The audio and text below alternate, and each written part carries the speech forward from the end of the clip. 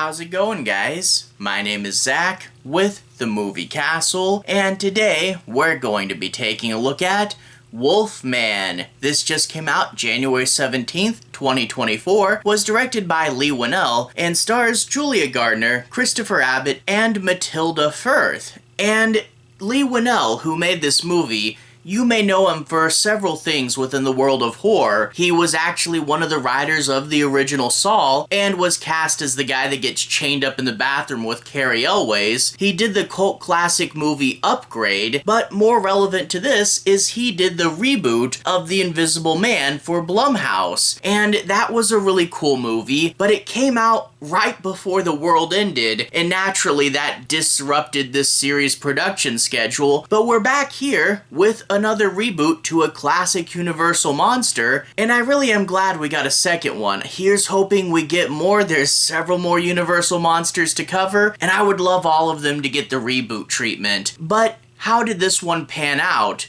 It came out okay, but definitely had some problems. The highlights of this series are still here from Invisible Man. What is a modern reinterpretation of this character, but also with an interesting social treatment behind it. And with this one, we get a realistic Wolfman being more like a disease, like rabies or something. And we get Leigh Whannell's classic camera work doing some cool Wolfman point of view stuff. What's it like to change into a Wolfman? How do your senses change? And getting to see things like language comprehension skills going away, starting to lose your humanity. That's a really interesting idea, and the Wolfman POVs are definitely a highlight. And we also get the movie's social metaphor. A guy grew up with kind of a gruff father, didn't want to be that way himself, but now getting the Wolfman disease, he's starting to quite literally become something he doesn't want to be. All those stuff are really good strengths, but sadly this movie does have some pacing and character issues. A lot of the movie's scenes feel like they could be trimmed down quite a bit, and it's just a movie with enough problems to make me frustrated, because I feel like with just a few reshoots and a tighter edit, this really could have been something. As it stands, it's okay, and I think it will probably do really well on streaming, but Invisible Man was definitely better, and I'm hoping we still do get Whannell's takes on the other creatures. But yeah, this one wasn't the best. But in order to analyze it further, what was the movie about? No major spoilers, but your brief plot setup here is that you have a family, a mom and dad and a little girl, and the dad's father has been declared dead in absentia, so they head out to his cabin to get his possessions.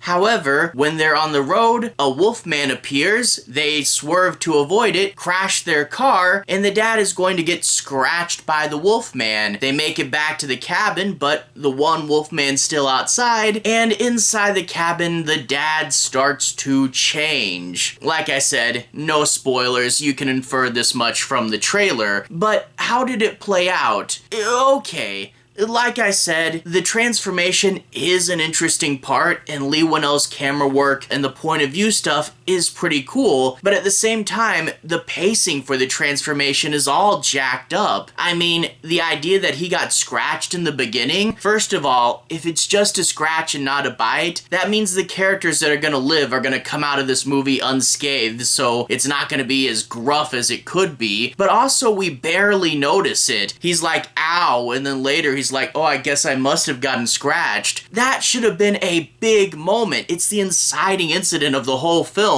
It really needed to be bigger, but then we kind of gloss over the dad kind of being bad, and into the point where he's way too far gone, way too quick. I mean, if the themes of your movie are, I don't want to turn into my father and I think I might be, you really need to draw out the part where he's still predominantly human, and we jump way too fast into the part where he isn't, and it doesn't do the metaphor right because of that, and we really lose the dad as a character way too quickly. And that brings us to the other issue. The characters in here here have good ideas, but it's not executed right. I talked about the dad a little bit, so let's finish it up here. They set him up to be such a protagonist, and they do all that for their character work in the pre-Wolfman section, but again, he gets discarded because even though they want to say this is a Wolfman POV movie, you don't really follow the Wolfman once he becomes, you know, not a human anymore and you can't really relate to him and he doesn't have any agency. It's not like the movie's trapped in the Wolfman's eyes and you're watching him hunt his family from his point of view for the entire climax. So in turn, it feels like a lot of this character development is wasted, but also you don't really get it because he says, I don't want to turn into my father, but he's not Jack Nicholson from The Shining. For the most part, he's a super kind and nice PC millennial dad, and he only slightly yells at his kid when she almost gets herself killed because she's playing near traffic. And I think you really needed to show the sort of suppressed anger and rage better, but you really didn't. Also, the little girl is, you know, way too, like, perfect and articulated and is just one of those overly nice kids in horror movies. But honestly, I think one of the biggest problems is Julia Garner's character. And no disrespect to her as an actress, she's amazing as always, but between this and Apartment 7A,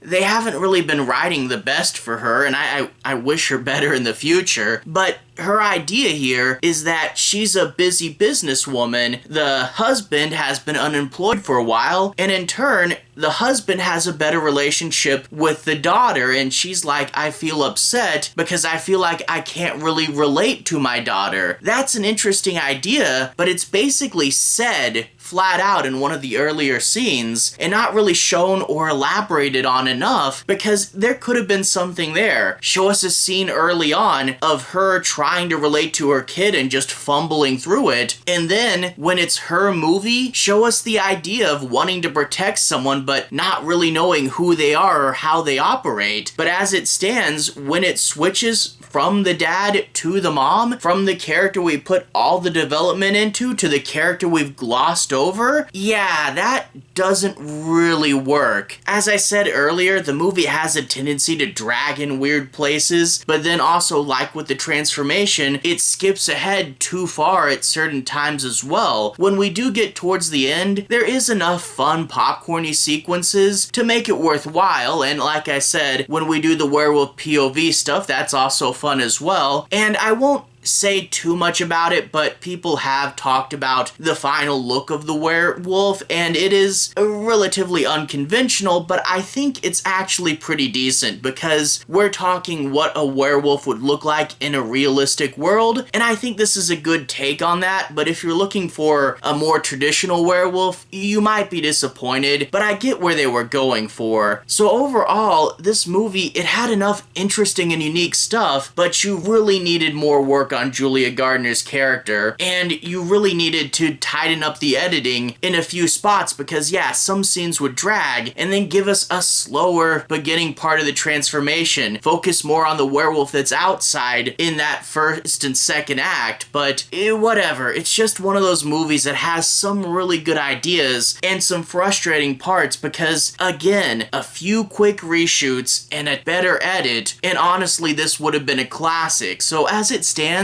it's good but not great, and that does get a little frustrating, but whatever. I say it's definitely worth checking out, especially if you're curious how Whannell would follow up with The Invisible Man, and here's hoping that this doesn't kill the series. I really want to see his take on the other monsters. Frankenstein, Dracula, the Mummy, the Creature. We need those four. And if they do well enough, I would love to see Phantom, Mr. Hyde, and of course the Mole People, right? Anyway though, to everyone who's watched so far, thank you for watching. To everyone who's liked and subscribed, thank you. You really are helping the channel out. I'll leave a relevant playlist on the bottom. This should be my Universal Monsters playlist. If you want to see videos that are kind of like this one, you should be able to click there and see more. Anyway, have a good day. I'll see you guys again very, very soon. Relevant playlist here. Have a good day now.